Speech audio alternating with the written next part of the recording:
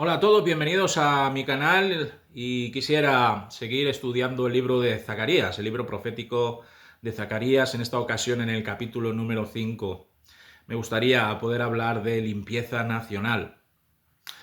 Estamos en tiempos peligrosos, sobre todo en tiempos electorales, por lo menos aquí en España, donde ya hace poquitos hubo elecciones en Extremadura, ahora este fin de semana va a ser en Aragón, próximamente en Castilla y León, y vemos que todo se va retroalimentando. Y sí, nos acercamos peligrosamente a fechas electorales allí donde nos encontramos, en cualquier parte de nuestro país. Y digo peligrosamente porque es precisamente en estos días, ¿no?, de mítines, campañas y discursos en los que los diferentes partidos políticos intentan dar el todo por el todo, ofreciendo lo que no pueden dar y prometiendo lo que no pueden cumplir. La crispación está en escalada creciente, los programas electorales se adaptan misteriosamente a los resultados de las encuestas, los políticos son más cariñosos, más cercanos que nunca. Donde ayer dijeron Digo, ahora dicen Diego, olvidándose de la hemeroteca para trazar una nueva ruta de éxito que les permita arañar esos votos que tanto les hace falta para ir culminando sus estratégicas campañas de información y desinformación. Todo está en juego. Y para dar mayor vértigo a esta vorágine electoral, pues la mayoría se enfrasca en dimes y diretes, en reproches y escarnios, en el tú más y yo menos. A menudo en este panorama electoral que nos va a marear a más de uno, los políticos apelan a que serán más puros, a que serán más honestos, a que serán más justos que los que ocuparon la poltrona anteriormente. Se autoproclaman adalides de la honradez, de la humildad, del deber, de la transparencia, buscando culpar a los que ya gobernaron de corruptos, mentirosos y prevaricadores. De repente todos quieren erigirse en luminares de nuestra nación en cuanto a la correcta dispensación de la justicia, a la ideal administración de los fondos públicos y a la mejoría de las condiciones de vida de la ciudadanía. Y cuando el partido que más votos ha recogido, o el que mejor ha pactado tras el encontronazo electoral, llega al poder, pues suele coger escoba y recogedor para limpiar cuantas huellas y evidencias de gobiernos pasados quedaran. Se aplican aquella canción de los Sirex que tanto furor causó entre los jóvenes españoles de los 70. Si yo tuviera una escoba, cuántas cosas barrería.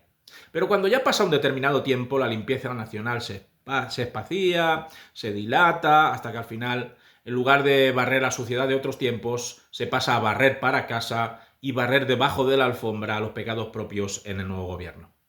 Realizar una limpieza general, un zafarrancho higiénico que deje entrar el aire nuevo y hacer que el enrarecido ambiente se refresque y purifique, se antoja harto difícil cuando se trata de una nación. No es nada sencillo tener que sacudir las alfombras polvorientas de la insolidaridad, poner a tender las sábanas manchadas de sangre y lágrimas, pegar un mochazo a un suelo repleto de vestigios de corruptelas e influencias varias, o quitar las pelusas que existen debajo de las camas del poder. Hay que tener un cuajo y una firmeza formidable, una constancia a prueba de bombas y un deseo de marcar los límites que existen entre lo que es correcto y lo que no lo es. Mientras los pueblos sean forjados desde la humanidad para la humanidad, lo más probable es que la limpieza nacional nunca sea definitiva, nunca sea duradera, nunca sea persistente. Sin embargo, a pesar de la realidad que se imponga, lo cierto es que hay que arremangarse, hay que ponerse en manos a la obra y comenzar a dejar como una patena el orden social, político, económico y religioso. Esa era la ingente tarea que tenía entre manos Zorobabel como gobernador y Josué como sumo sacerdote. Y aunque pudiesen tener buenas intenciones y un corazón inclinado a velar por el bienestar de sus conciudadanos, la verdad es que necesitarían algo más que esto para triunfar. Necesitarían a Dios. Zacarías en el texto de hoy vuelve a tener un par de visiones de parte de Dios que tienen que ver con la necesidad perentoria de limpiar nacionalmente el nuevo escenario que se desplegaba ante sus ojos. No era posible emprender un nuevo comienzo de paz, de prosperidad y purificación sin dejar atrás muchas cosas negativas que podrían afectar nocivamente a la reconstrucción nacional. Dios sabe que Israel ha de confiar en él para arreglar lo que se ha destruido y para desarraigar aquello que pudiese condicionar el futuro de todo un pueblo. La primera de estas visiones es realmente clarificadora al respecto. La encontramos en los versículos del 1 al 4. Dice así: de nuevo alcé mis ojos y miré, y he aquí un rollo que volaba. Y me dijo: ¿qué ves? Y respondí: veo un rollo que vuela. de 20 codos de largo y 10 codos de ancho. Entonces me dijo: esta es la maldición que sale sobre la faz de toda la tierra, porque todo aquel que hurta, como está de un lado del rollo, será destruido, y todo aquel que jura falsamente, como está del otro lado del rollo, será destruido. Yo la he hecho salir, dice Jehová de los ejércitos, y vendrá a la casa del ladrón y a la casa del que jura falsamente en mi nombre, y permanecerá en medio de su casa y la consumirá con sus maderas y sus piedras. La visión del rollo volador es una visión ciertamente curiosa, pero que encierra una enseñanza profética de gran calado. El rollo era el soporte sobre el que los escribas copiaban la ley de Moisés, la revelación profética, los episodios sapienciales y doxológicos y las crónicas históricas de Israel. Podríamos decir que el rollo simbolizaba toda la voluntad de Dios expresada a través de sus siervos escogidos y plasmada por escrito para poder acceder a ella en cualquier momento.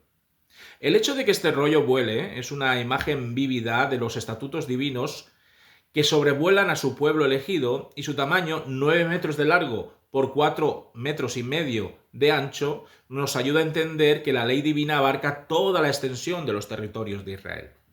La pregunta que puede suscitar esta cuestión es: ¿por qué el ángel de la visión denomina a este rollo maldición que sale sobre la faz de la tierra? ¿No es este rollo la palabra de Dios? Pues precisamente, la palabra de Dios que ha sido comunicada al mundo condena el pecado y galardona la obediencia, por lo que la revelación de Dios se convierte en maldición sobre aquellos que la menosprecian, que la retuercen o que la obvían.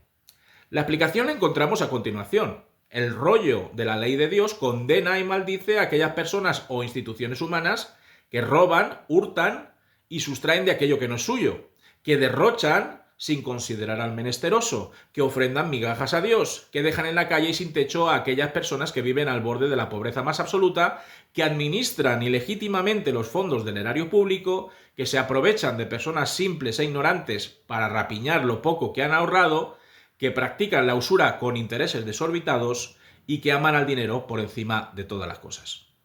La ley de Dios, como también hemos leído, maldice y señala a aquellas personas e instituciones humanas que retuercen la verdad, que emplean eufemismos ininteligibles para lograr sus abyectos fines, que mienten más que hablan, que prometen y no cumplen, que engañan sin miramientos al prójimo y adulteran la justicia con el perjurio y el falso testimonio. Por eso, cuando la palabra de Dios planee sobre Jerusalén y sobre todo Israel, el latrocinio y la mentira deberán ser erradicados por completo de sus territorios. Desde la generosidad y desde la solidaridad es posible reconstruir un pueblo. Y desde la verdad y el amor por la justicia es más probable que una nación pueda asentarse sobre un fundamento sólido y bueno que le permita progresar y prosperar. La palabra de Dios dejará al descubierto cualquier delito que atente contra su pueblo y sus obras serán completamente destruidas para testimonio del resto de las naciones. ¿Qué necesidad, si lo pensamos bien? ¿Qué necesidad de esta clase de limpieza nacional tenemos hoy como habitantes de un país en el que durante tanto tiempo se ha instalado la mentira y la corrupción? ¿Cuánto bien haría a España y a cada una de sus localidades y ciudades que los dirigentes alzasen su voz a los cielos para rogar que Dios les encamine y les guíe a ser buenos mayordomos de la voluntad popular? ¡Qué gran beneficio sería para muchos políticos que en lugar de contemplarse con deleite el ombligo, apelaran a la palabra de Dios para elaborar sus programas, sus medidas de desarrollo social y sus leyes? Nuestra misión como creyentes es la de orar por ellos, porque pueden abrir sus mentes y sus corazones a la auténtica limpieza moral y ética que nos es tan urgente hoy día, y así iniciar una andadura nacional exenta de egoísmos y sandeces. La segunda visión de la que Zacarías da cuenta también es sumamente interesante. Esta visión nos ayuda a pensar en términos de renovación y restauración. No podemos edificar una nación dejando que las costumbres y tradiciones que aborrecía Dios cuando éramos unos exiliados a causa del pecado impregnen y contaminen una nueva realidad en construcción. De ahí que leamos en los versículos del 5 al 11 lo siguiente: y salió aquel ángel que hablaba conmigo y me dijo: alza ahora tus ojos y mira qué es esto que sale. Y dije: ¿qué es? Y él dijo: este es un efa que sale. Además dijo: esta es la iniquidad de ellos en toda la tierra. Y he aquí levantaron la tapa de plomo y una mujer estaba sentado en medio de aquel efa. Y él dijo: esta es la maldad con mayúsculas. Y la echó dentro del efa y echó la masa de plomo en la boca del efa. Alcé luego mis ojos y miré, y he aquí dos mujeres que salían y traían viento en sus alas, y tenían alas como de cigüeña, y alzaron el efa entre la tierra y los cielos. Dije al ángel que hablaba conmigo: ¿a dónde llevan el efa? Y él me respondió: para que les sea edificada casa en tierra de Sinar, y cuando esté preparada lo pondrán sobre su base. En esta revelación profética aparece un efa. ¿Y qué es un efa? Pues un efa era un gran barril o canasto que era empleado para medir grano por los comerciantes de la época. Era la medida oficial que se usaba para calcular los precios de las cosechas, aunque como siempre hay algún que otro listo que adultera esas medidas para beneficio propio, del mismo modo que otros hacían con las pesas de los sólidos. El simbolismo es bastante claro. El efa era la señal del comercio y la justicia y equidad económica. Esta efa en concreto era bastante grande, ya que sus dimensiones así lo atestiguan. La medida oscilaba entre 19 y 40 litros de capacidad. Cuando el ángel dice que este efa es la iniquidad mundial, se refiere a que cuando se trata de mercados, el ser humano tiene la fastidiosa ocupación de engañar al prójimo, de marcar unas magnitudes poco propensas a la justicia y de aprovecharse de los demás sin valorar la necesidad que las personas puedan tener en un momento dado. Nada nuevo bajo el sol. No hace falta irse a los tiempos de Zacarías para comprender esto, ya que precisamente en la actualidad son los mercados los que dictan políticas, leyes e idiosincrasias culturales, dejando en la estacada a los pobres y beneficiando a los acaparadores y especuladores. Resulta que dentro de este nefando efa, alguien introduce a una mujer. Qué cosa más rara, ¿verdad? ¿Quién haría algo así? Al levantar la tapa metálica del efa, en lugar de grano, había una mujer sentada cuyo nombre nos es desvelado y que nos ayuda a entender el porqué de su situación. Esta mujer se llama maldad. Es el símbolo de todas aquellas iniquidades, impiedades y transgresiones que atentan directamente contra la ley de Dios y que tienen que ver con la condición humana y su inclinación tendente al pecado y a la desobediencia. Se halla confinada en esta efa para que no contagie a la nueva nación de Israel con su infecciosa presencia, para que los habitantes de Jerusalén vuelvan a las andadas de mentir en sus negocios y para que los retornados no sientan la tentación de recaer en las mismas prácticas injustas de sus ancestros. Si esta mujer campase a sus anchas por todo Israel, no pasaría mucho tiempo hasta que de nuevo Dios tuviese que emplear la vara de avellano para disciplinar terriblemente a su pueblo. Por eso la maldad debe ser aprisionada, debe ser enjaulada, para que no vuelva a influir con su pestilente aliento en las mentes y los corazones de una nación que desea empezar con el paso correcto en la reedificación de su identidad y testimonio. El acto de echar masa de plomo en la boca del efa supone encerrar de por vida, para siempre, a Doña Maldad. No sería prudente dejar la puerta sin soldar, ni un resquicio por el que poder extender sus tentáculos corruptos. Nadie debe poder abrir de nuevo la caja de Pandora y así dejar en libertad a la personificación de toda la mala baba que el ser humano puede llegar a acumular en su alma. Además, como precaución extra, Dios ordena a dos mujeres aladas, a semejanza de cigüeñas, aves consideradas inmundas, que la lleven lejos de Jerusalén. Solo estos dos seres inmundos pueden tocar y trasladar a Doña Maldad, como si se tratase de una especie de exorcismo nacional que Dios ejecuta en favor de una reconstrucción pacífica y que se ciñe a los designios divinos. ¿El destino de Doña Maldad? Pues es Sinar, otro nombre para Babilonia. Su lugar definitivo de reposo y confinamiento será el cimiento de una vivienda en la tierra conquistadora que durante 70 años había sido lugar de destierro de los exiliados de Israel. Babilonia siempre ha sido considerada la patria de la maldad, del desenfreno y del pecado, de la rebelión contra Dios, por lo que Doña Maldad estará justamente donde debe estar y no complicándole las cosas a Zorobabel y a Josué. Nosotros también hemos de aprender de esta visión profética en el sentido de que cuando deseamos vivir vidas santas, agradecidas a Dios por habernos sacado de nuestro cautiverio del pecado, obedientes a su voluntad, hemos de desterrar bien, pero que bien lejos, todas aquellas intenciones, tentaciones y debilidades que plagaban nuestro estilo de vida antes de conocer a Jesucristo como nuestro Señor y Salvador. Doña Maldad debe ser erradicada por completo de nuestro corazón, dejando que sea el Espíritu Santo el que cierre a cal y canto cualquier atisbo de control por parte de nuestra concupiscencia y de nuestra naturaleza pecaminosa. En Cristo somos nuevas criaturas, hijos de luz, hijos del Espíritu, y ya no podemos permitir que la inmundicia y la locura con que nos quiere inocular doña Maldad acabe con nuestro deseo de ser como Cristo y de vivir de acuerdo con la palabra de Dios. Por eso pidamos al Señor que se encargue de encerrar para siempre nuestros deseos más oscuros, nuestras tendencias más homicidas y nuestras rebeldías. Para terminar con este estudio de Zacarías, decir que la limpieza de nuestra nación comienza en nosotros mismos.